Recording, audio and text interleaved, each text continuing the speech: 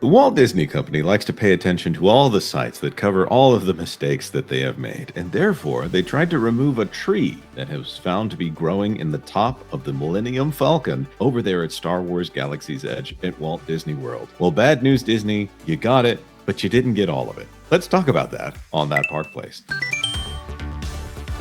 Hello, I am Jonas J. Campbell, an investigative reporter for That Park Place, and here with me today is the sentinel of the spaceways, my Wookiee co-pilot, Mr. VashSky. Vash, how are things out there where you are? Things are going very well where I am right now. I can see the beautiful ocean right now in front of me. I can see a lot of plant life and greenery. It's just fantastic. Are But you plant life and greenery? Are you at Star Wars Galaxy's Edge? you see, this is what I was going to say. It reminded me of Star Wars Galaxy's Edge and this story when I was looking outside. So this is a perfect topic to discuss. Right. So we have been covering this, and one of our That Park Place reporters went out to check on the tree. And for those of you who are not aware, we did a video just a couple of days ago talking about a small tree. It is a small tree, so it's not a large tree. It is not an adult tree sitting there on top of the Millennium Falcon out there at Star Wars Galaxy's Edge. And that tree has apparently now been removed. So Disney, good on you. You listened and you sent out a maintenance worker. I like to imagine it was an Imagineer in the dead of night. You know, that army of Imagineers they used to talk about that would do maintenance work after the parks had closed, checking every bolt on every ride, repainting every single item on every single, thing that you got out there. We know that the Millennium Falcon is a showpiece. It might have gotten missed in the fact that it is intended to look old and not overgrown, but a little rusted. Leia says, "You came here in that. You're braver than I thought." I get it, right? The kind of thing that, of course, the anti woke crowd would say, well, that Princess Leia made fun of the main characters for this thing. Anyways, neither here nor there. So let's go over to WDWNT for their headline here. Weeds removed from the top of the Millennium Falcon in Star Wars Galaxy's Edge.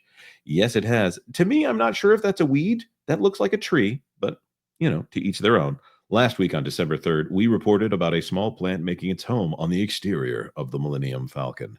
While in the queue for Millennium Falcon Smuggler's Run, a plant could be seen from the windows growing on the exterior surface of the ship. After reports of the plant caught interest online, Disney has since removed the small plant. According to the story of Star Wars Galaxy's Edge, the Millennium Falcon is flown frequently, which would make it quite difficult for foliage to withstand traveling through the galaxy at hyperspeed. Oh, I love that they go into story in this article. That is fantastic. I'm not making fun of them. I actually genuinely love they did that. It That just that makes me was my chuckle. favorite part of this whole article. Was the fact Oh, that they that's really kind beautiful. of went into the weeds here, so to speak, when it came to story. Oh, that's perfect. Thank you, Vash. Oh, that's great. So this has been here since August 29th of 2019, and I got news for you guys. The That Park Place reporters were out there at Star Wars Galaxy's Edge at Hollywood Studios, and yes, they could not find the tree when they were there. We had seen reports before this WDWNT story came out, and that's fine. That's not bragging on anybody, but Disney, you didn't get them all. So just telling you. You got rid of the tree on top. You need to check the rest of the ship. If you need to, you should just send one intern or one guest to just do a check for you. Tell them it's a special tour and you're letting them on the other side of the gate. But if you haven't seen it here, yes, there are plants. Can you see it? We'll zoom in right there. There it is. There are in fact plants still growing on the Millennium Falcon, and this was a cursory check from an easy vantage point near the front of the ship here. Vash, why is there no longer was it a lie? Was that just a Disney myth that they had an army of Imagineers scouring the parks after it closed down every single No. day? Oh, no, no, no. That was no Disney myth. In fact, actually, that whole tradition kind of started, obviously, with Walt Disney himself. Really, where they would get a lot of that maintenance done was when during the 2 days that Disneyland was actually closed. Because it would close 2 times a week for a large part of its early existence. and then they went to 7-day a week operation. That's when the third shift really became quite necessary, because they needed all the time that they possibly could in order to both take care of what was actually done the prior day and set up for the next day.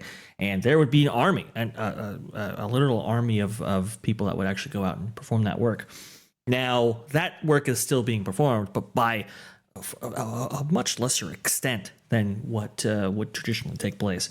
There used to be a lot of horticultural stuff done. There used to be a lot of paint and so forth. That really has gone away in by a pretty good degree. There is some cleaning that's obviously done. There's some pressure washing, as we know, from Epcot and so forth, that's done on a nightly basis. There's restocking that goes on with the various shops and so forth, but it's just it's been cut down a lot, because those third shift cast members are usually far more expensive than your daily maintenance technicians or your daily maintenance cast members. So that's kind of what's been going on there, and it's just been cut down for, I would say, the last about 30 years or so. We've seen cuts in that area, but they really became most profound in 2020. Right, and we're seeing conflicting stories about why Disney is doing what they're doing here with the parks. I would say that Walt Disney World, specifically Magic Kingdom, is the most profitable park for the company. They have the most margin there from that facility, and the fact that they've got a bunch of hotels there. They obviously have 4 parks. I don't know if it's still the biggest theme park destination in the world. I would assume that it is. But maintenance has been something that has gone by the wayside, as they have tried to squeeze every nickel and dime that they can out of what I have heard one Disney executive described as the place where the Hicks spend their money. So, or maybe it was the place where the Hicks give us money. So that executive was describing the mentality about Orlando, not his actual thoughts on Orlando here. So in looking at something like this, it's very frustrating if you are a fan. Oh, look at this. It's been there for a while, according to this person here. Mm-hmm. There are items that are frustrating, and even in revenue centers, like this is a picture from Saratoga Springs that I've got here. There's rusted handrails and things like that. This is a story from WDWNT. They fixed one of the rusted handrails and then covered it up with aluminum foil. Having something like this in the same conversation as Lightning Lane being $450 at Magic Kingdom, and the expansion of the Lightning Lane Premium Pass program there, which is only going to go up in price, it sounds like. I don't have a lot of hope for the future of the company when it comes to maintenance until these kind of things start to get fixed. That's supposed to be a showpiece, and I can understand why it didn't get caught. And then oh, look over there, there's a thing, we need to go fix that thing. But they didn't do a check of the entire ship. They sent that poor maintenance guy on probably item 27 of 40 for that evening. And I'm not giving the maintenance guy a hard time. He only has a certain number of hours in the day or Right. the night in order to take care of these things. And nobody wants to see a technician there walking up on top. Well, here's what you do. You get a guy in a Chewbacca suit to go up there and rip that thing off, and maybe make a little show out of it. Send him out there with a little bit of a sparkler or a blowtorch or something like that, and give the kids a real thrill. You think this is going to get fixed? I mean, the general problem here is going to get fixed anytime soon? No, I don't think so. The most alarming thing to me about this whole story was that Disney really didn't move until they were called out. That right there is the biggest thing to me, because you have to really assume, well, okay, so if we didn't have, let's say, that Park Place or Walt Disney World News Today or pick of the multiple various outlets that cover these parks on a daily basis, if those people hadn't actually said something about it and made it a news story, would this have ever been remedied? Would this have ever been affected? How large would it have grown before they actually did something about it? See, this is the thing that really kind of chops my gears, or whatever you want to say, because these parks, especially for something like the Millennium Falcon, which is, like you said, a showpiece for this entire area, it is the thing that you are riding on this specific attraction, and that could be seen from various angles. It's like the castle for Disney parks. The Millennium Falcon is for Star Wars Galaxy's Edge. when you look at these parks that require so much maintenance to actually be performed on them on a daily or nightly basis, and you see something like this overlooked, it really does give you pause on just how steadfast they are about their maintenance routines for these parks going forward. When you have the picture of the elevator, and you have something where it's covered with tinfoil.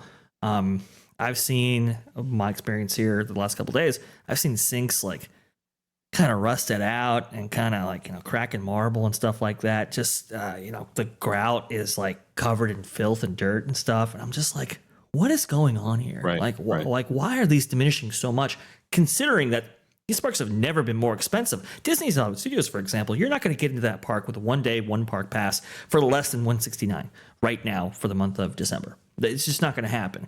For a almost $200 a day park, to have something like this happen with a showpiece like the Millennium Falcon is intolerable.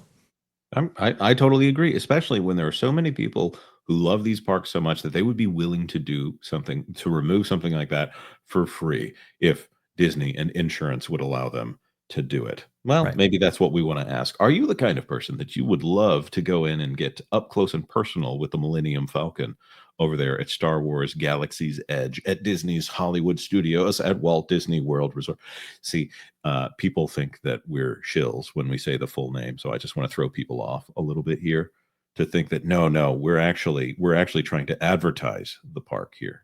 Trying to say, hey, we've got a new volunteer program, the Mech Neck Training Academy over there. Yes, that was an acolyte reference. Now we've lost even more of them. At Disney's MGM Studios. Don't off even further. Somebody told me it was never called Disney MGM Studios. I'm like, okay, maybe I missed an apostrophe or something here, but come on, give me a break, guys. With that being said, don't give me a break. Tell me your thoughts in the comment section down below. Like this video, of course, if you like this video. And if you don't, hit that dislike button. We're not scared of it. And of course, if you haven't done it yet, consider subscribing to That Park Place for all the news that should be fun. Thanks for watching That Park Place News. For more information, consider checking out www.thatparkplace.com. And don't forget to subscribe, share, like, and send this out on your favorite social media accounts.